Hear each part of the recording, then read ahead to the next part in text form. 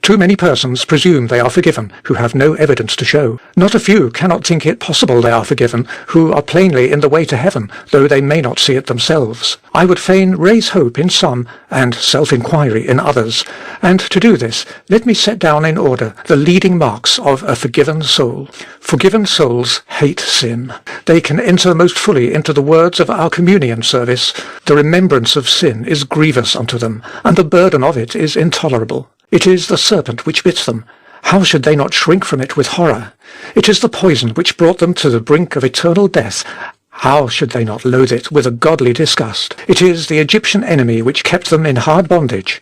How should not the very memory of it be bitter to their hearts? It is the disease of which they carry the marks and scars about them, and from which they have scarcely recovered. Well may they dread it, flee from it, and long to be delivered altogether from its power. Remember how the woman in Simon's house wept over the feet of Jesus, Luke 7:38.